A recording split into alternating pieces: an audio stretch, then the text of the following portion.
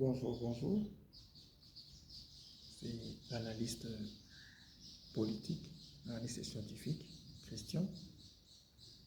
J'aimerais partager avec nous. J'aimerais partager avec nous une pensée scientifique, politique bien sûr, l'actualité de notre pays. Nous avons entendu le chef de l'État depuis Kisangani qui est en train de parler de la Constitution du 18 février 2006. Ce qui m'a intéressé à parler de cela, c'est par rapport à son intervention lorsqu'il a dit que la constitution de la RDC était une constitution étrangère. Un. Des deux, il a dit que cette constitution n'est pas bonne.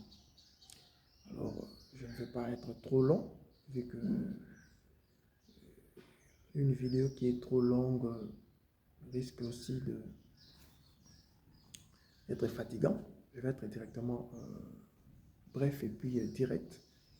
Dire au chef de l'État ceci, que voilà, lorsqu'on est chef de l'État, lorsque nous gérons la gestion de la chose publique, nous devons faire attention avec des propos tels que les lois de la République ne sont pas bonnes. Ce sont des mots qu'on ne peut pas dire ça à l'opinion publique, même si c'est pour la consommation de l'opinion publique. Vous savez, pour le marketing politique ou bien pour la communication politique, il y a des mots où on peut utiliser pour avoir une certaine notoriété, bien imposer ses idées à l'opinion publique. Mais des fois, ces mots, ces dires, ces discours peuvent aussi être nuisibles à vous-même des années plus tard. C'est ce qu'on appelle le danger de scier la branche sur laquelle vous êtes assis, ou bien scier sur la feuille qui vous sert de l'assiette. Vous voyez par exemple la feuille qui couvre la chikwang. Au village, les villageois utilisent, comme ils n'ont pas des assiettes, ils utilisent cela pour servir de nourriture, de plat. Alors, lorsque cette assiette-là, cette feuille-là de mangue, feuille par exemple qu'on met avec une maboke, vous utilisez avec pour mettre le plat, comme l'assiette, comme support. Vous chiez, vous mettez votre caca là-dedans, vous abîmez l'assiette. C'est comme un artiste congolais qui a dit Likaku à BBC Mumabile Inaimoko. En disant certains propos comme la constitution est mauvaise, alors que vous êtes chef de l'État, vous êtes en train de scier la branche sur laquelle vous êtes assis, comme je vous ai dit. Cette branche, c'est la constitution. C'est sur cette branche-là que vous vous êtes assis. Alors, lorsque vous dites qu'elle est mauvaise, vous sciez cette branche-là. Je vais donner l'exemple maintenant politique. Nous sommes en 1967. Mobutu prend le pouvoir en 1965. Il veut faire une transition. Il y avait une transition entre 65 à 67. Il a aboli beaucoup de choses de la loi de la Constitution de 1964, qui était la Constitution de Luabo. Notamment, Mobutu ne voulait pas le régionalisme politique, ni le fédéralisme, ni encore la décentralisation. Deuxièmement, Mobutu ne voulait pas les assemblées provinciales. Mobutu a supprimé, si vous voulez, les régionalismes politiques. Avec le manifeste de l'Anseli, rédigé par Etienne Tshisekedi et consorts, les juristes, les éminents juristes de l'époque, les Iliao, les professeurs, ils ont rédigé ce qu'on appelait les manifestes de l'Anseli. C'est le manifeste de l'Anseli qui a découlé plus tard à la rédaction de la Constitution de la Deuxième République en 1967, toujours par les mêmes personnes, les Tshisekedi, Père, les Liao et consorts. Là-bas, ils ont instauré le monopartisme, où nous avons vu un parti-État. Mais on a vu les erreurs de ces partis-États. C'est le même Tshisekedi Père qui avait rédigé cette constitution. C'est eux-mêmes, les Liao, qui ont combattu cela en 1980, 81, 82, la naissance de l'UDPS. Pourquoi? Parce que la constitution là avait montré ses failles, notamment les partis-États. Le chef de l'État qui était chef du parti lui-même était chef de toutes les institutions de la République. Voilà les dangers. Je dis bien chef de toutes les institutions, où il pouvait nommer et révoquer tous les animateurs, y compris même les membres de toutes les institutions. Il pouvait révoquer un député, il pouvait même faire arrêter un député. Il avait le pouvoir même de révoquer, de révoquer un membre, par exemple, du Parlement. Parce qu'on sait tous que le Parlement était monocaméral. Et nous avons vu ce qu'il a fait avec Etienne Tshisekedi. Etienne Tshisekedi était vice-président de l'Assemblée nationale. Il les a arrêtés avec le Kyungu, tout ça. Ces failles-là, ces incohérences-là, on a essayé de les corriger avec à la transition. De 90 à 97, il y a eu certaines corrections de la chose. Pourquoi? Parce que Mobutu avait compris déjà que le système ne marchait plus. La concentration des pouvoirs ne marchait plus. Il fallait maintenant convoquer une commission dont le chef de l'État a dit qu'il va le faire en 2025 pour essayer de voir comment on peut élaborer une nouvelle constitution. Alors, la conférence nationale n'avait pas d'abord l'objectif d'élaborer la nouvelle constitution, mais c'était pour qu'on puisse parler d'abord de la situation socio-politico-économique et sociétale de la RDC à cette époque-là du Zaïre. Ils se sont rendus compte, les conférenciers, quand ils ont constaté que non, on ne pouvait pas seulement donner nos avis, mais il fallait maintenant rédiger la constitution de la Troisième République. Parce que la Deuxième République, cette constitution-là avait montré ses failles. Ils ont rédigé la constitution de la Troisième République, ils ont aussi rédigé une constitution de la transition. Mobutu ayant vu ça, il n'avait pas aimé ça, il a aboli, il a fermé même cette conférence qui était nationale, qui n'était pas souveraine. Les conférenciers vont appeler leur conférence nationale souveraine pour dire que voilà nos assises ici. Les résolutions de nos assises sont souveraines, c'est-à-dire que vont s'opposer à tous. C'est ça la souveraineté. Donc ils se sont octroyés ça et Mobutu n'avait pas aimé ça.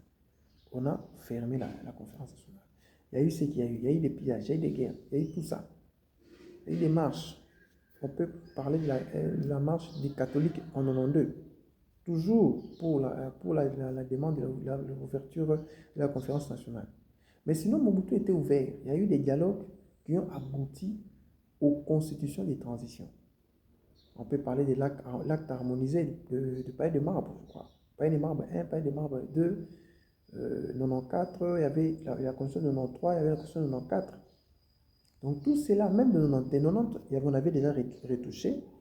Avec le gouvernement Birindwa, 91 aussi. Donc il y a eu 4 constitutions comme ça. Mais à la fin, ces constitutions-là n'ont pas permis encore au système de Mobutu de se mettre en place. Et on a vu comment Mobutu a été chassé du pouvoir en 97. Quand Kabila arrive, Kabila a commis la même erreur.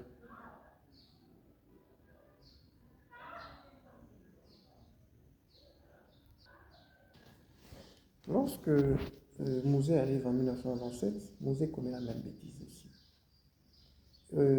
Déjà, quand Mouzé arrive, il chasse Mobutu. Vous allez voir que Mandela, quand il est venu, il a tenu qu'à bateau, là où il devait faire des négociations. Mouzé était catégorique. Mouzé ne savait pas que, en faisant un tabula rasa, comme encore Mobutu l'avait fait en 65, en inversant Kasavubu, en changeant des constitutions comme ça, en voyant comme si Kasavubu n'avait rien fait, en modifiant les institutions, pour ne pas faire appliquer la constitution de Luabo de 64. Mouzé a fait la même chose en 1997. Voilà, je ne veux plus du moboutisme. Mais Mouzé avait déjà ses propres idées. Il avait ses propres constitutions qu'il avait déjà rédigées depuis les Zamba, là-bas, les maquis, avec l'AFDEL. Il est venu avec. Il est venu imposer ses idées. Ça ne marche pas comme ça.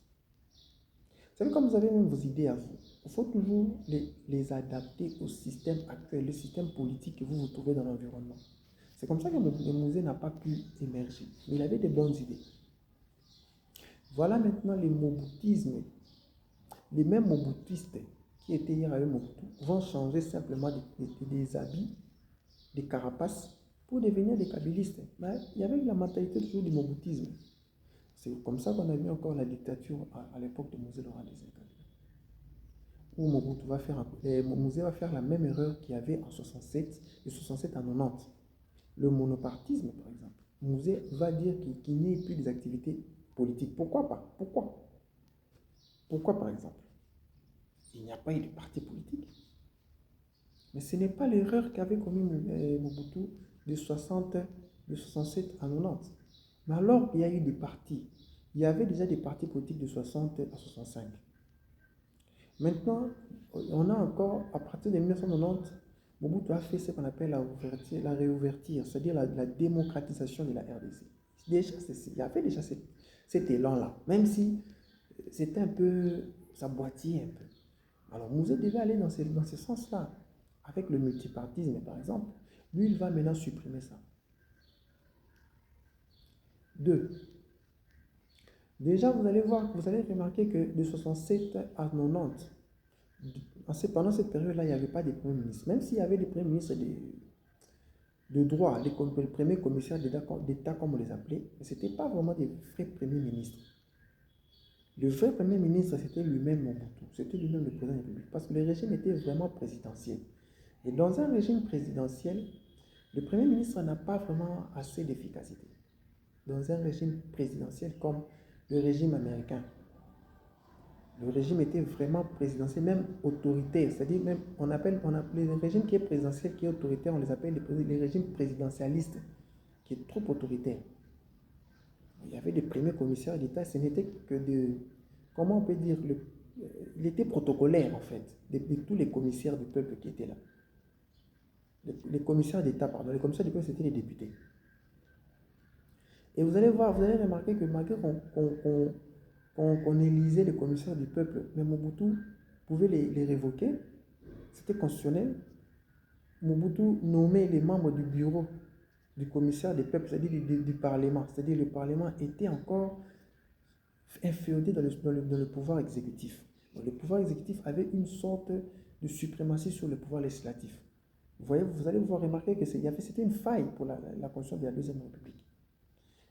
Pareil avec le système judiciaire, les cours et tribunaux, où Mobutu nommait les magistrats, donc tout le monde, les révoquait comme il voulait. Vous allez remarquer que c'est pendant la Deuxième République qu'il y a eu beaucoup de où on craignait l'État, et puis il y a eu des assassinats, des enlèvements, parce que le système judiciaire, c'était quoi? L'appareil sécuritaire était très fort, oui, mais avec un système judiciaire inféodé encore dans l'appareil exécutif. Et c'était légal, c'était constitutionnel, parce qu'on disait que les institutions de la République dépendaient des membres, les organes statutaires du parti État. C'est eux qui géraient toutes les institutions de la République. Les institutions de la République étaient inféodées aux organes des partis, du parti État. Voilà l'erreur. Alors le parti État était géré lui-même par le président fondateur. Il pouvait faire ce qu'il voulait. Et en 1990, on a supprimé le parti État, il y a eu multipartisme, il y a eu un premier ministre, on a vu par exemple les Kengo, les Birimba, tout ce monde-là. C'est vrai que le président il partage le pouvoir avec le pouvoir du premier ministre, le Parlement a eu maintenant tant soit peu à travailler, même si il y a eu des couacs.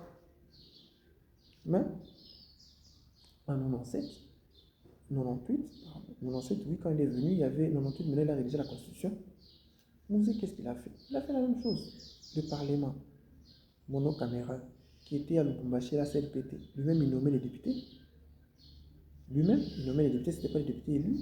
Bon, il y avait la guerre c'était un parlement de transition, excusez-moi, mais c'est lui-même qui nommait tout le monde.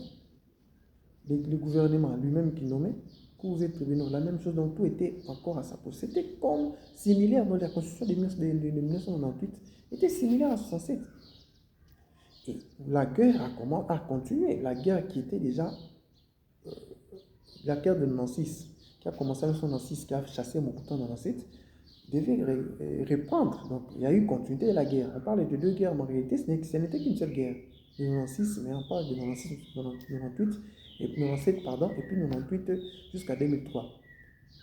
Qui a repris. Cette fois-là, les mêmes acteurs, mais changent maintenant de casquette. C'était l'AFDL, maintenant c'est RCD, c'est le MSC, toujours soutenu par les mêmes personnes, les Rwandais, on connaît l'Ouganda. Et après, qu'est-ce qui s'est passé? Il devait maintenant y avoir un dialogue. C'est ce qu'on a appelé le dialogue intercongolais. C'est ce dialogue-là, le dialogue-là qui a amené l'accord de Pretoria. Parce que le dialogue-là de 2002 n'avait pas abouti. Accord de Pretoria, il y a eu cette formule de 1+4, il y a eu encore une nouvelle transition, 1+4. C'est cette nouvelle transition-là qui a permis à ce qu'on puisse rédiger cette constitution de 2006. C'est cette constitution-là, c'est l'accord de Pretoria de 2003 qui a permis à ce qu'on connaisse la constitution actuelle en 2024. Parce qu'on a regardé maintenant, depuis 1960 jusqu'en 2003, les éminents professeurs, les savants congolais, je dis bien congolais, ont vu, voilà ce qu'ils étaient à la loi fondamentale, voilà les erreurs de la loi fondamentale. La constitution de Luapu, voilà certaines failles. La constitution de 1967, voilà ces failles, parce qu'elle a été révisée plusieurs fois, je le dis. Les constitutions de transition de 90-97, parce qu'il y a eu les constitutions de Mobutu et puis la constitution de Mosé Kabila. Et donc, qui a même amené Joseph Kabila de 2001 à 2003. Parce que Joseph Kabila a trouvé cette constitution de 98, il a utilisé ça jusqu'en 2003. Et puis, il y a eu la constitution de transition.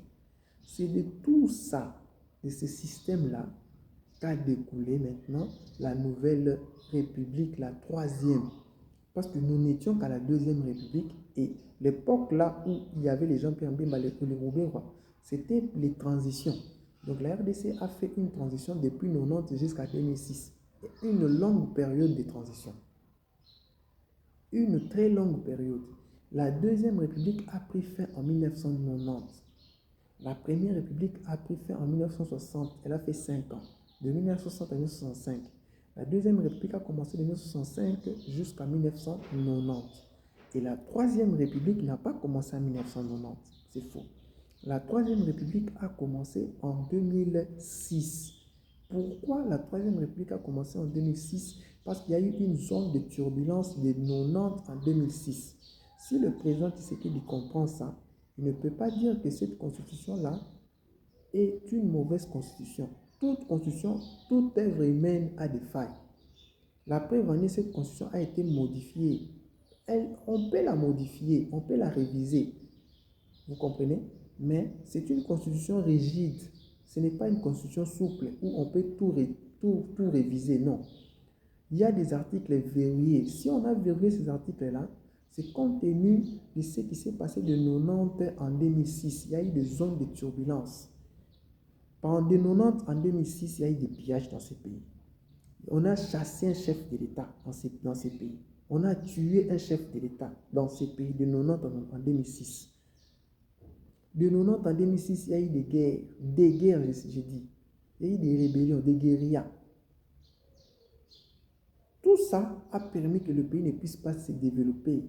C'est comme ça qu'il fallait maintenant mettre une constitution qui pouvait maintenant être une constitution consensuelle. Si vous regardez notre constitution, c'est une constitution où il y a trop de dialogue.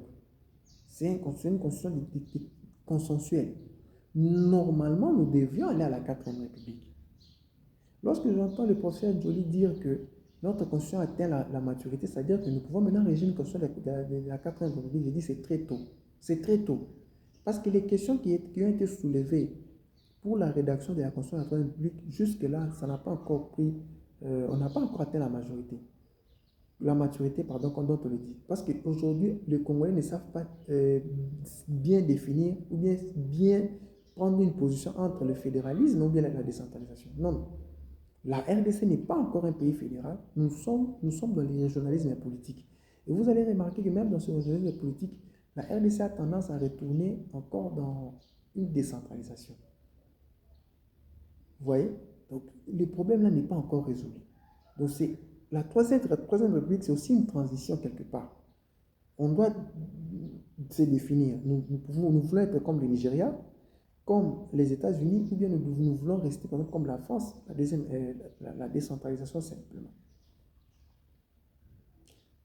Deuxième chose, les questions dont la Constitution, moi je le vois, je suis aussi analyste politique, je sais le voir. Par exemple, on a vu avec Ilunga Ilunkamba, le chef d'État n'avait plus confiance en Ilunga Ilunkamba. Mais lui, il a dit qu'il ne démissionnait pas. Et le chef d'État, lui qui nomme Ilunga, ne peut pas le révoquer. Ce n'était pas constitutionnel. Nulle part dans la Constitution, on a dit que le chef d'État peut révoquer un Premier ministre. Donc, l'unique manière pour le Premier ministre de quitter le poste, c'était soit sa propre volonté, qu'il démissionne, ou bien qu'il soit démis de ses fonctions par le Parlement via une motion de censure. C'est pour la première fois qu'on puisse démettre un Premier ministre au niveau du Parlement. La motion de censure, là, c'est parce qu'il avait refusé de démissionner. C'est tout. C'est tout. Il y a des failles, on sait. On doit arranger ça, oui. Mais vous savez pourquoi les parlementaires ont laissé ça comme ça? On a vu les dérives dictatoriales qu'il y avait quand on a laissé à Mobutu les pleins pouvoirs, même à Mosée. C'est comme ça qu'on a arraché certains pouvoirs au président de la République. On a essayé de donner ça au Premier ministre pour qu'il soit contrôlé au niveau du Parlement. Parce que lorsque vous laissez tout le pouvoir au président de la République, que vous ne voulez pas qu'il soit contrôlé au Parlement, il y a eu des dérives dictatoriales. Comme à l'époque de Mosée et Mobutu, c'est comme ça qu'on a pris certains pouvoirs du président, on a donné ça à l'appareil gouvernemental et on a laissé la gestion, le contrôle de ce gouvernement au niveau du Parlement. Vous voyez? C'est vrai qu'il y a quoi, mais on fait avec. Ça va. Ce n'est pas pour rien on a laissé les assemblées provinciales comme ça, les assemblées provinciales comme ça. Parce qu'il y avait déjà ces assemblées provinciales de 60 à 65, dont Mobutu a supprimé pour la concentration du pouvoir, mais on a vu que les provinces n'étaient pas développées. Avec une forte concentration du pouvoir, on a vu que ça n'aidait pas aidé les provinces à se développer. Il fallait une certaine autonomie de gestion. C'est comme ça qu'on a laissé l'autonomie de gestion aux gouvernements provinciaux. Mais comment on peut laisser les gouvernements provinciaux seuls? Il fallait aussi mettre l'organe de contrôle. C'est comme ça qu'on a aussi réhabilité les assemblées provinciales qui existaient déjà depuis 60. Alors, vous allez dire, oh non, c'est budgétivore. Mais en Belgique, c'est comme ça. On doit faire avec, on peut faire avec, simplement avec les moyens que nous avons. La démocratie est coûteuse. Donc, maintenant, quand le président dit, lui, il va mettre maintenant une commission que lui, il veut mettre, une commission hors parlementaire, c'est déjà un danger. Kassavou vous l'a fait en 64 déjà, avec la Constitution de la Bourse. Ceux qui ont rédigé la Constitution de la Bourse, ce n'étaient pas les parlementaires qui étaient congédiés. Il a pris certains technocrates, des juristes et consorts, qu'on a envoyés à Kananga là-bas. Mais vous avez vu la suite après. Il y a eu guerre entre Kassavou et les parlements. C'est comme ça que Mobutu a profité pour chasser les deux. Alors, quand le président veut faire ça hors institution, alors que le Parlement a cette capacité-là de réfléchir et même d'amener les débats au-delà de cette commission. Merci beaucoup. C'était la ministre politique. Au revoir.